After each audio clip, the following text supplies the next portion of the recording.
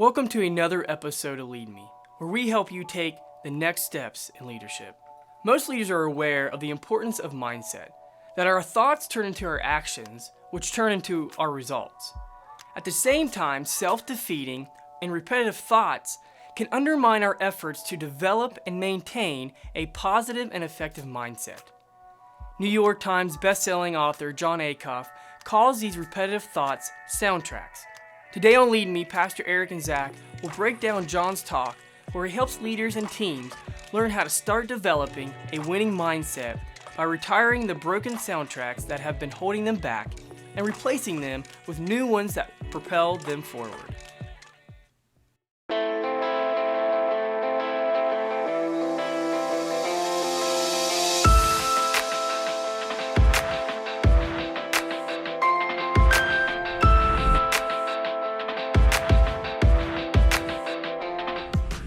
All right, so we're going to be talking about Jon Acuff. He is a best-selling author. He's a New York Times author as well. He's also a leadership expert, and he was a speaker at the recent Global Leadership Summit for 2022, and I felt like he had a lot of good information. Definitely one of my top 3 speakers of the summit. What did you think about his? Yeah, I definitely thought it was really good. I would agree with that statement too, that he was one of the top ones in the summit this past year, as far as the information and even the concept, because it was, I think, an interesting take on a way to kind of get the idea that he was trying to share. So I'm sure you want to kind of get that across as far as talking about that, I'll let you do the honors. Yeah, absolutely. So during his talk at the recent Global Leadership Summit, he really delved into mindset. So he talked about goals, right? Each of us has goals, with January right around the corner, hard to believe, but you talk about New Year's resolutions, right? And why we take on these goals and they don't seem to go anywhere, right? We start, we do the task, we take on the new challenge for, maybe a couple weeks, 1 to 2, 3 weeks.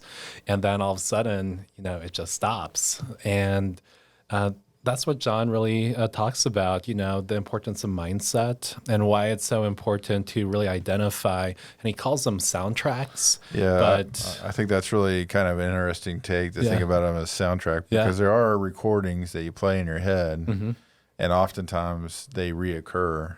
Yeah. And so, taking those, understanding that you have those, and you have these recordings that are constantly going back and forth in your mind. Identifying those is one step, I think, and then as we dive in deeper, I think. But I thought that was interesting. And what is it? What did he say? 99%, 92%, or what is it? 92% chance of failure for New Year's resolutions will fail. Yeah, 92%. Isn't that crazy? But the idea is that you've already kind of set yourself up not to be successful because of the soundtrack recording that you play in your mind. Right. Absolutely. And I mean, I've heard about, like positive self-talk, that's always, positive thinking.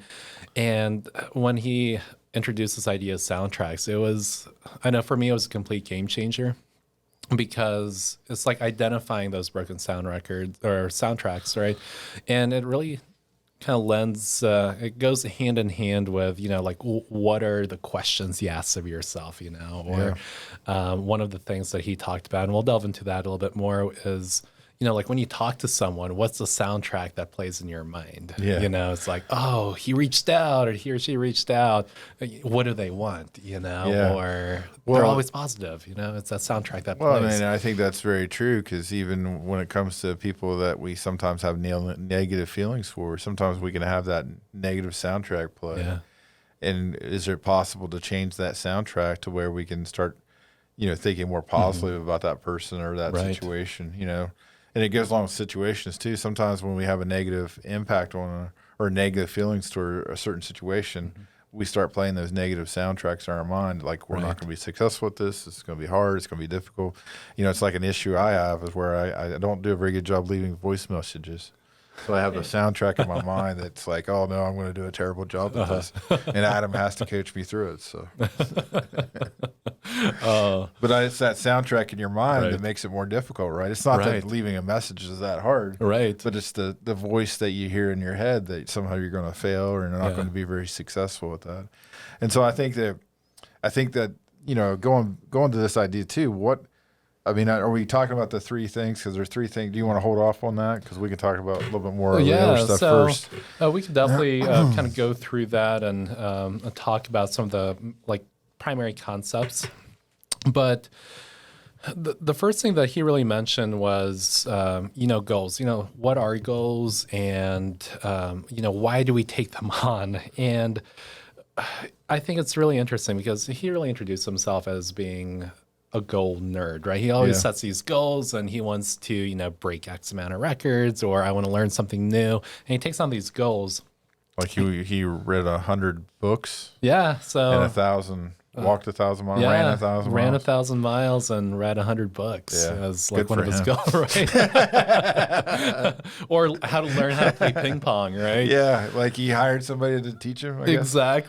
Exactly. But, the one message that he really started off with was this idea of starting is fun, but the future really belongs to the finishers. And that's, I felt like that was a huge concept because, I feel like every day, I know for me, like it's a new goal, right? Like I want to start this, but then you look back or, I look back and, there's always like these unfinished, unmet goals or ideas. And so like knowing when to cut that off or when to actually finish it and just strive through. And we kind of talked about that, like with the grind, right?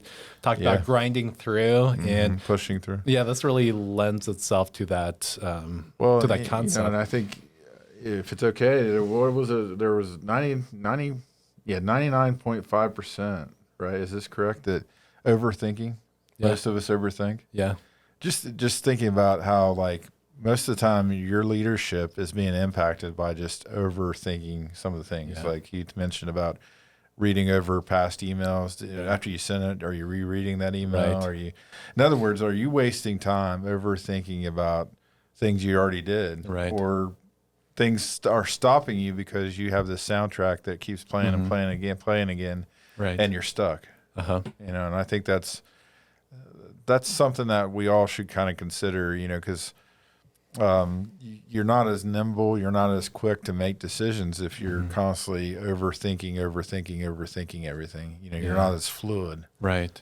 In decision making if you're, and I think there's personality types that kind of play into that too. That's probably more harder for some people to be able to overcome that. But I do think that it sounds like pretty much everybody deals with that. Yeah. I mean, it's 99.5%. I'd say a lot of people absolutely deal with that. So I thought that was interesting, very interesting, because that's something we probably do way too much. We're probably overly thinking things, and it causes us either not to do anything at all, like you're talking about finishing.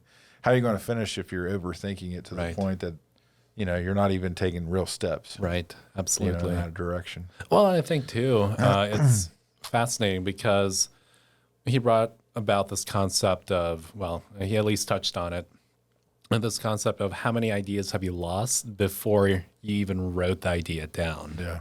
And it's this concept where, and I've done that plenty of times, you think of an idea that you want to have, and all of a sudden your soundtracks start playing, you start thinking of why that's a bad idea, and we don't focus on, why that's a good idea. We just focus on why it's a bad idea. And by the time we get to the end of the list, it's like, oh, I'm not even writing that down because it's not even really feasible. Yeah. And it could be a good, terrific idea. It just needs to be finessed. It needs some work and some time to develop. Exactly. That's kind of what I was going to build off of was, a lot of times we give up on ideas, but then maybe they just need to be refined. Maybe it's like a diamond in the rough and you're close, but it's not.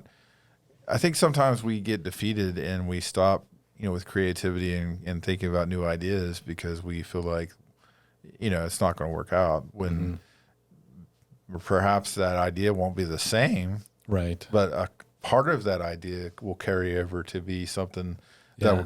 that will help you on the next step, or the Absolutely. next problem you face. Absolutely. Yeah. And I mean, it just builds on it. And I mean, the one thing that I've learned is you always want to really take advantage of those ideas and really kind of go through the process, the building process, because as you mentioned, it may only go so far. Like that, the life of that idea might only go so far, but it may lend itself to the life of your next idea. Yeah. Like the lessons learned, you say, all right, I know how to brainstorm because I brainstormed for this idea. It may not have worked, but I learned the skill of brainstorming through that. And so now you're more capable of doing that with your new idea. Yeah, I guess I mean, I'll just share this. It may come across as well, I'm listening to the wrong soundtrack, so I'm just going to say it anyhow. But when I was in college and we were doing a ministry called From This Moment On, where we did skits and stuff. We wanted to create a promo video to show churches what we were about, what we could do, what we could offer. And back then you had VCRs. I had this thing where you could record and put some basic type on there.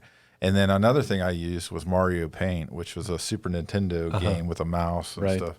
So I'd create images in there, take the screenshots of that, record it off the VCR so I could showcase the information. But anyhow,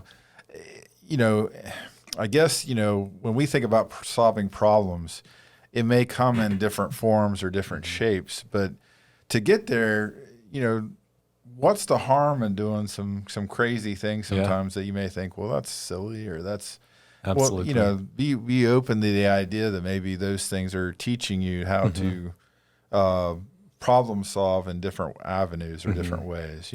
I think sometimes we get hung up on those soundtracks that say, you can't do it that way, or that you shouldn't do it that way, or you don't have the proper equipment, or you don't have the proper know-how. Well, those are limiting soundtracks that are just not going to help you get where you need to go. Right. And I think also, I mean, that's a really good way that you describe that, right?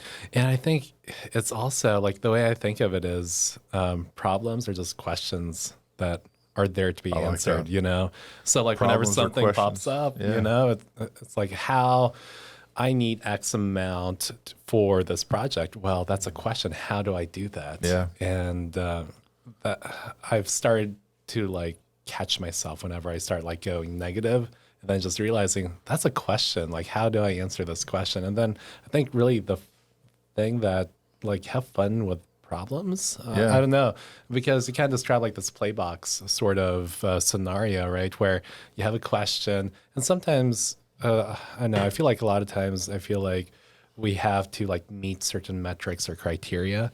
And I found out that a lot of times the best things I created was when I was having fun, just exploring something, like exploring a particular platform or exploring an idea.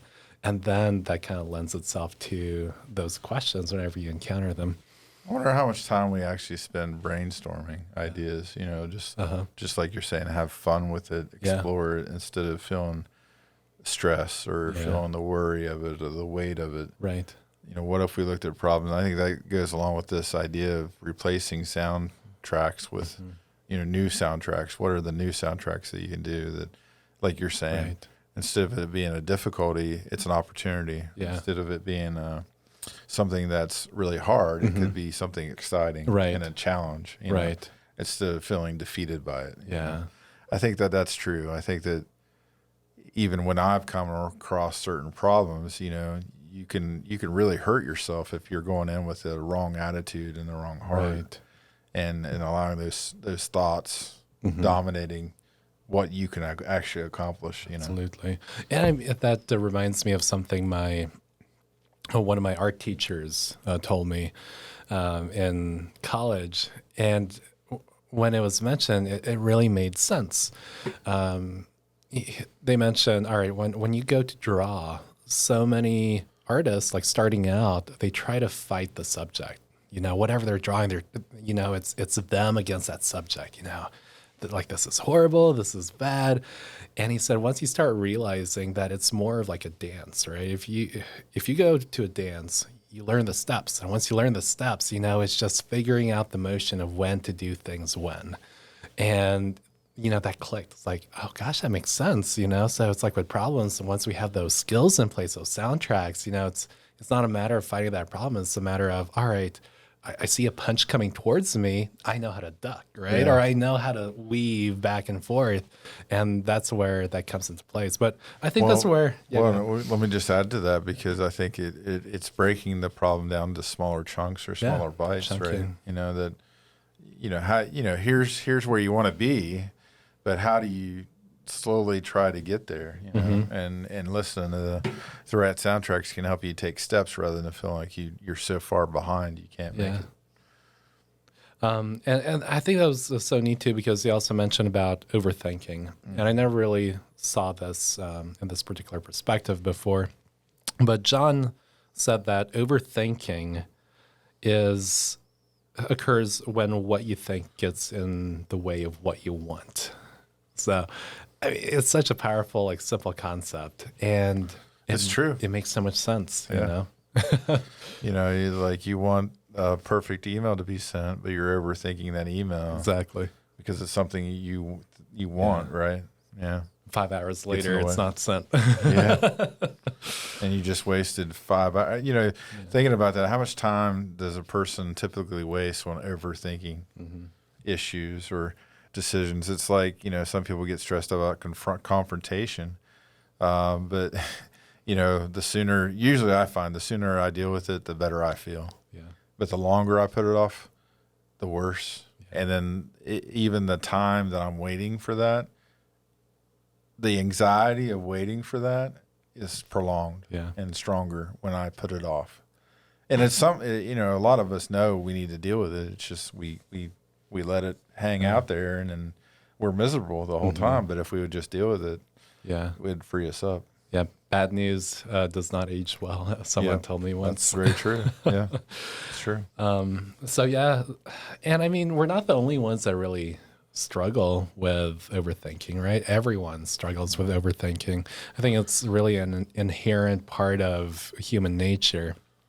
And Jon kind of talks about, well, what do you do? I mean, do you just turn your brain off? What do you do? And, it's impossible to turn your brain off. So what can we do? And he brings this idea that the brain is always is trainable, right? He talks about neuroplasticity and the ability of the brain to be trained. We just have to be aware of those soundtracks, aware of those ruts that we make in our mind.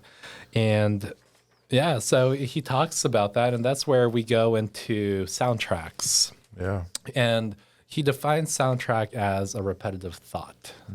And so, how many repetitive thoughts do we have every single day? Yeah.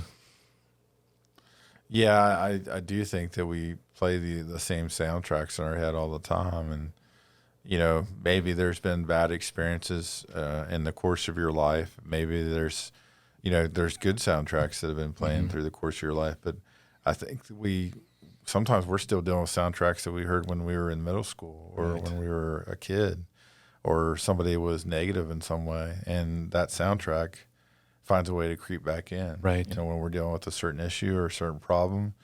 I think that we have to be mindful of those and understand. And I think that's kind of taking more of a self-look at yourself and understanding why those are coming out, identifying them, and then saying, okay, how can I replace that? How can I change that soundtrack to say, I don't want that to be said about me? It goes along with, I think about this every once in a while about writing your own obituary. What do you want people to say about you when you die? Well, that by saying those things out loud or writing them down, it's a way for you to kind of put vision there to say, well, that's what I want my life to be. So you're more likely to lead your life that way by putting those words down now rather than just putting them on a tombstone down the road. You know what I mean? I could embody those words in my life now if I set them in front of me. Right, because you've set that goal in front of you. You have a target to hit. Yeah, and I think that's kind of the core of what he's talking about is that the idea that you can control some of your thoughts. You're not just totally helpless there.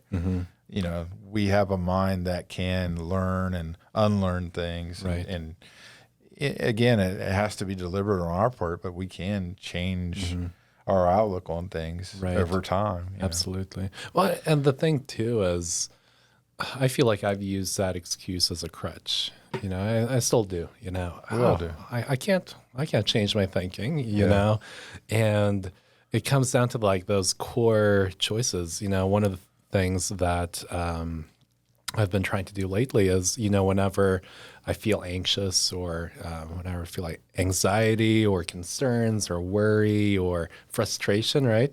Like that's a trigger to say, gosh, this is the perfect time to, take it to the Lord in prayer. It doesn't have to be like this 10-minute long prayer. It could just be, this quick 5 to 10-second prayer, just saying, hey, I can't take care of it. Like I'm overwhelmed, but I'm counting on you for wisdom and strength and guidance. And that's something that the concept was really easy at first, but like tracking those moments when you flip into, that autopilot, that auto response, it's really hard to identify those like in the moment, And just like anything, we create habits.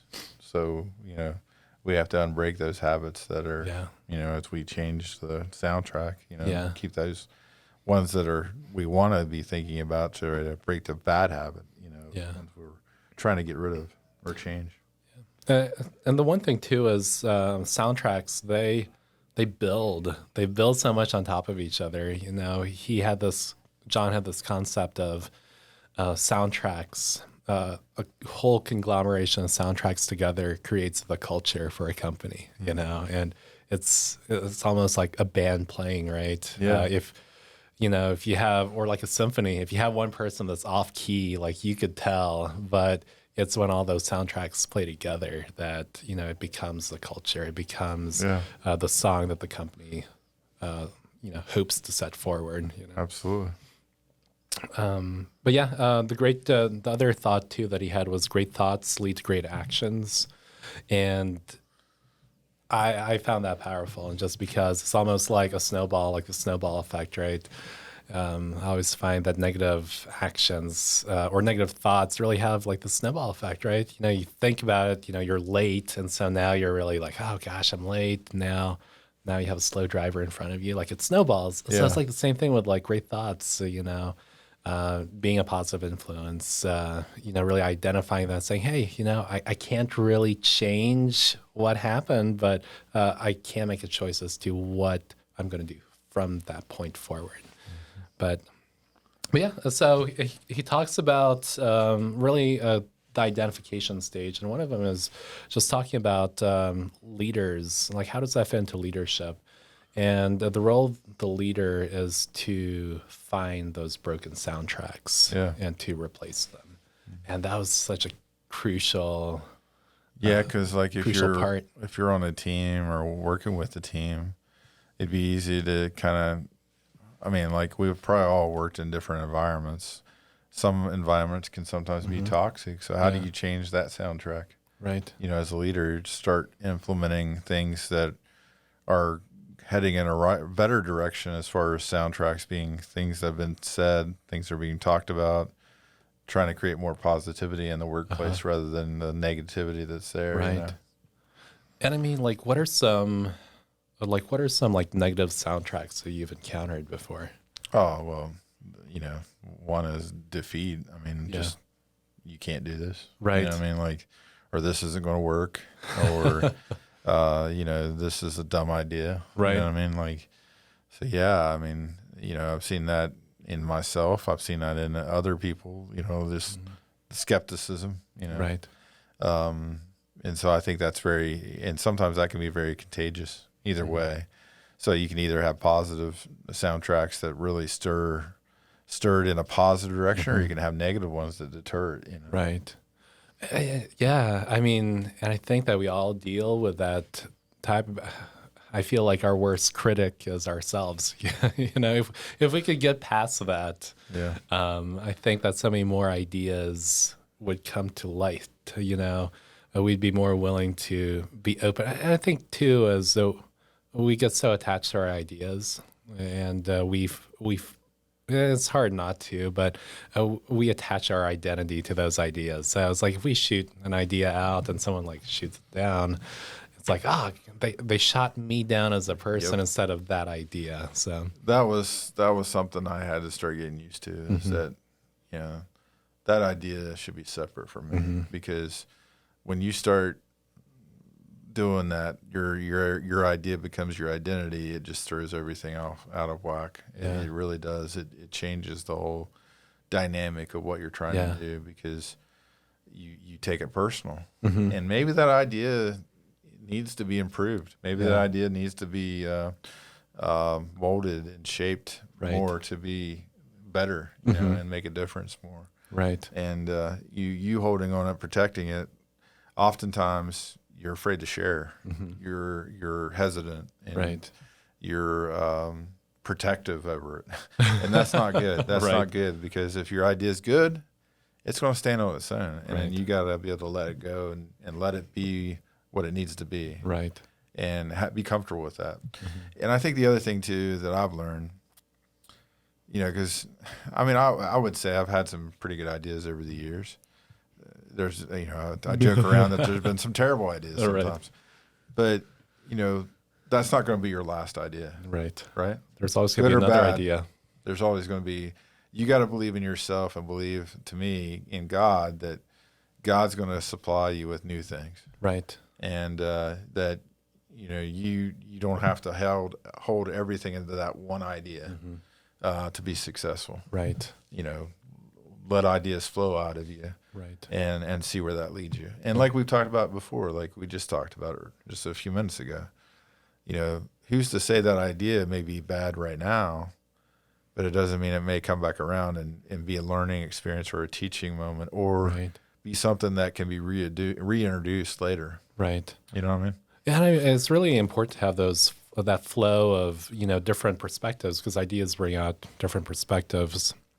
And one of the biggest, one of the like broken soundtracks that's most prevalent, I feel like, in organizations and companies, is this idea of that's how we've always done it. Yep. You may have come across a good idea and it could have worked for that that season. But, and the environment changes, external factors changes, you could be through a different season, and what worked then may not work now. Or it could have possibly been a bad idea to begin with. Wasn't it like Xerox or some other company like that had the idea for the personal computer? Yeah, and that's right. They had sat on it because they were afraid of what it would do to their business. Right.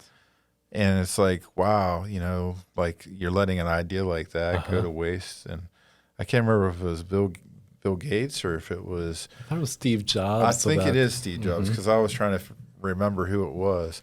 But it just made me think about that. Like, how many ideas are you sitting on that are fantastic ideas, but you're afraid of the future, or you're afraid of loss of business, when...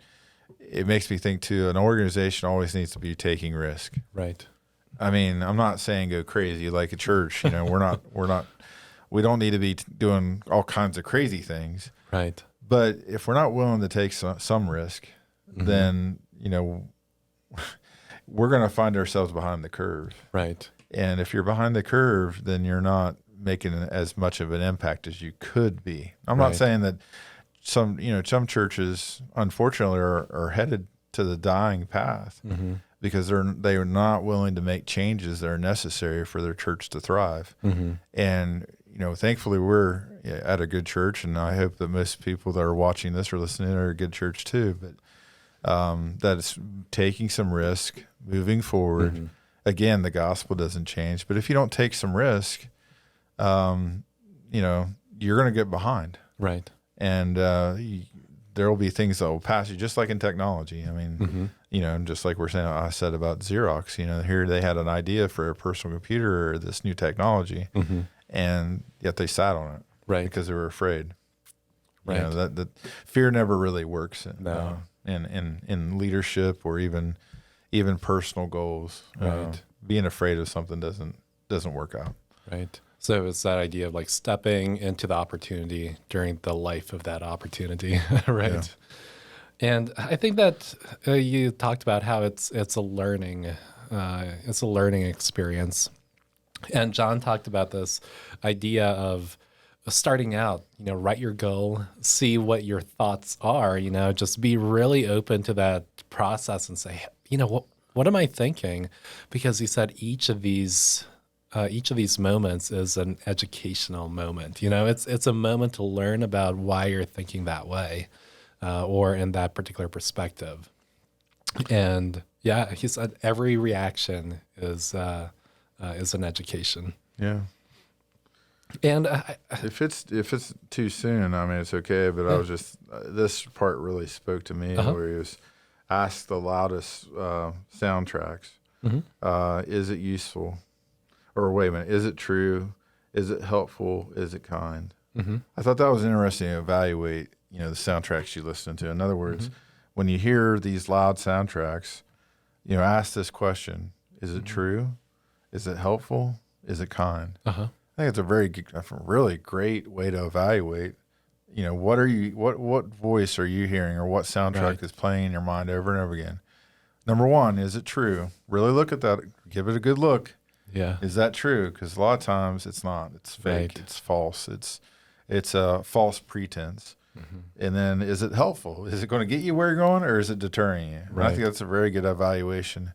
And then, lastly, is it kind? Is it beneficial? Is it destructive, or is it encouraging? Because like you said, we are so hard on ourselves sometimes, and I'm not saying that's. I think that's probably because of the fall of man, because when we sinned against God and we ate of Adam and Eve ate of the tree of knowledge of good and evil, it made us to this point where we think that we're judges and that we can judge these things.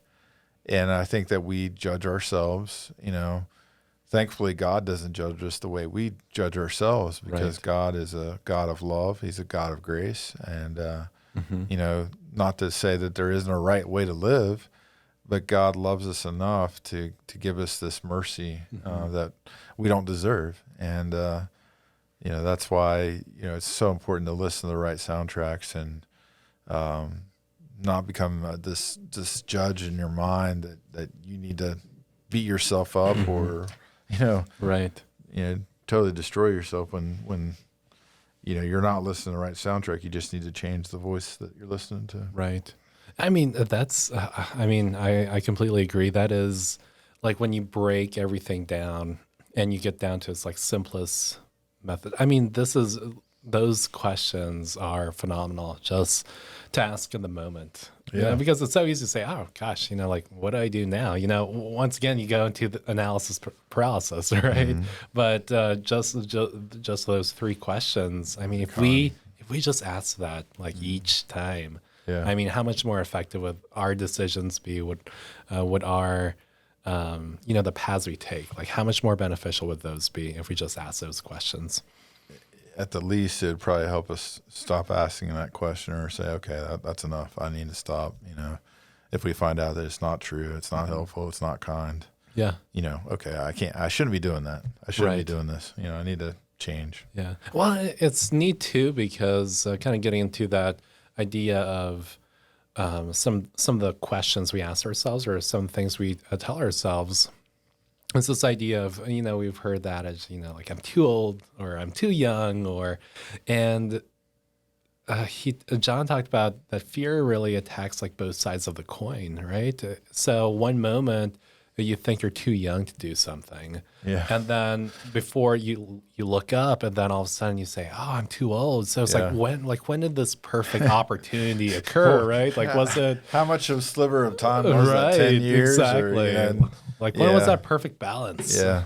And... Well, I'll never forget this. I joke around about it, and I'm halfway seriously if my body would cooperate with me, but I could see me retiring from full-time, being a pastor and going back to youth ministry, because I saw a video one time of this 80-year-old lady, and she was a youth pastor, and the kids just loved her, and it was awesome. Like why you, and I remember my grandma, she would always do things like have backyard clubs. And I mean, she was in her 70s, you know, doing those type of things. I just think that's awesome. You know, like don't let age define you. Don't let, you know, maybe there isn't things you can't do, but there's still something you can do. Right. Maybe I can't do everything I want to do at a certain age, but should that stop you from being able to accomplish something? Right. Again, it goes back to problem solving. Just because I'm facing a problem doesn't mean I can't figure another way out of it. One of the thing too is I think we have this like preconceived notion of what the solution to that problem looks like. Yeah, and so definitely. when we can't meet the criteria for that solution, we think, oh, I can't do that. Yeah. I would say that was one thing about doing upward basketball. You know, we've talked about building a gym here, and that's something we still would like to do in the future. But, you know, like, you know, we could have sat and said, well, we can't do upward basketball because we don't have a gym. Right. And it made me, I realized, you know, like a year, I guess it's been close to a year now. Wait a second, why don't we just use somebody else's gym? Right. You know what I mean? Like what's going to your point, you know, whatever hurdle or obstacle you're facing, is there a way, I can't go through that obstacle, but is there a way around it? Right, absolutely. Or is there, like you're saying, there's so many things that we have a narrow scope. I think about this with chess, right? Playing chess, because when you play chess, you have to have an overall view of the board. You have to understand your pieces, but then, you know, for me, sometimes I get locked in on, okay, here's my pawn or here's my knight. Right. And you lose the scale of where you're at. And I think that's sometimes what happens with us is we kind of get our, what is that called? Vision or, like tunnel vision. Tunnel vision. Yeah. That's what I was thinking about, that where you're just focused on that one area. And I think that going along with the soundtracks, what he's talking about is that causes me just to think in this scope, this way, and I'm not open to the idea that there may be other possibilities out there. Absolutely. You know? Well, and the thing too is, you know, it kind of brings to that idea of like, why do we want to identify broken soundtracks? And Jon really kind of segues into this idea of, well, what do we replace them with? And I think a lot of the thoughts that he mentioned, I mean, it's a starting point. You know, there's so much more things that we could do, like with, you know, spiritually, but these are just like some of the jumping off points. And he talks about like even now, where it seems like there's a crisis every single turn, right? Crisis magnifies kindness. And that was huge because the kind things that we do as individuals are worth so much more than they used to be. You know, it's like when people see crisis, you know, we should be the ones that see opportunity to be kind, because that shows like this clear delineation between, oh, this truly is a Christian, you know, like I was here and no one helped me and you stopped. You know, you stopped by and you helped me out. And it really shows, it really gives us a prime example to model, you know, what Christ modeled for us. Yeah, it's like when you see total darkness and you have one little light, that light shines almost brighter because there's this absence of darkness. And so you have this light that's just shining out. Right. So like in a dark room, if you had one little light, that light's going to speak. That light's going to send those rays of light throughout the room. And it's just, you know, it's just interesting how that, you know, just like you're saying, like when there is crisis or situations like, and I think to add to what he's saying there too, like I think about, you know, like I think about songs, you know, like sometimes like you listen to a song in the morning and it kind of sticks in your head. When we create good memories with those soundtracks that are positive, I think it just reinforces, you know, like when we were able to retire those old ones that are, you know, broken and not getting us where we want to go, and we replace them with positive ones, and we see success. We need to celebrate that and just remember, okay, this was a good thing. It was a good thing that got me here, and replay that soundtrack over and over again. You know, keep us going. Yep. Yeah, absolutely. And I think so. I don't know about you, but sometimes it's so easy to lose that feeling. You know, it's like I started running earlier this year, right? And I remember feeling so good. You know, you get you get that hit of like endorphins, right? And you feel so good. That lasted about a week. Right. Well, so A little bit longer. I stuck with it for about 2 months, two and a half Oh, good. months. Yeah. That's good. But then Longer than I would. yeah. But then, busyness cropped in, Yeah. right? And then all of a sudden, like, you forgot how well you felt, you Yeah. know? It's almost like, I kind of think of it as like the Israelites, right? Mm-hmm. Like in the desert, they forgot how good they felt to be free, right? Yeah. And they almost, not almost, they wanted to be back in slavery. And that was kind of like my thoughts. Like, we so easily forget what it felt like to be free Yeah. or to feel good in that moment. And that goes back to my thought about risk, is that if you're not continuing to take some form of risk, then you're not adapting and you're not changing. Right. I think I heard recently that's been sticking with me for a few days now is, what got you here won't get you there. Right. So like, as far as, I don't want to just stay the same person I am today. I want to grow. I want to become better. I want to become a better leader. I want to become a better pastor. So, what got me here to this position is not going to get me to the future that I want to get to. You know what I mean? Like, I need to adapt. I need to grow. I need to learn.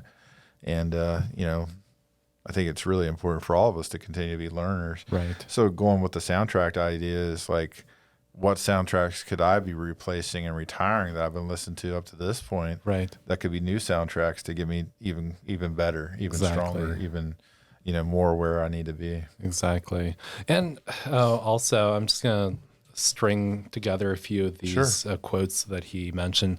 And there's like 4 of them, but they all have the same thread woven through the idea. But the first one is like, we replace our soundtracks, right? Because what we want to do is we want to replace it with this idea of caring about the people. It says care about the people you care about. What do they care about? And also about that it's much better to meet a need than to invent a need. So many times, we want to try to create that need. There's plenty of need around us. We just have to find a way to meet that need. And the other thing is when you ask someone what they need, they become visible and valuable. And, they become valuable to the organization because, hey, you asked what I needed and you asked and you took action. A lot of times, like, we try to create like a feel good, like, sort of mentality where it's like, oh, I see what you need, but we don't act upon it. And that's actually even worse because you ask the input and the input doesn't, no action was taken from that input. Yeah. But yeah, so I mean, those were some of a lot of the things. I mean, we could go like really in depth with a lot of this information, but that was really the general overview of what Jon talked about. Do you have any other things that? I mean, I would just say, I don't know everybody else's experiences. I know we come from all different backgrounds, but growing up in an abusive home, there was a lot of soundtracks that were shared to me by my father. And it took and it still at times takes a lot of work to replace those. Right. Because when people that you want to care about you say things that hurt you, it can take a process. And so I'd encourage people not to let those stay there, but try to replace those, retire those, and put it in with like I guess that's why that hits me so much. Is it true? Is it helpful? Is it kind? Because if it's not those criteria, so you really shouldn't be listening to those things. Right. Those things are what matters. So yeah, perfect. Yeah, thank you. I mean, thank you so much for sharing that because I mean, it is difficult. I mean, we have our own past that we have to deal with, absolutely. And each of those situations are unique, and but it's still the same magnitude to us, and yeah, absolutely, and. Yeah, and really, just like kind of like in closing, Jon mentioned that we could take overthinking, and we could turn into our superpower. So yeah, I like that. How do you say that? The overthinking from a super problem to a superpower. Yeah, right. I like that. I think that was good. Yes. So once again, that was really what we had for today, and thank you. Another another snippet into one of our GLS speakers. Yeah. Well, thank you for leading us through this. I appreciate it. Hey, you're welcome. Thank you for joining us today, and we hope that this has helped you to take the next step in your leadership. Be sure to join us next time on Lead Me. Take care.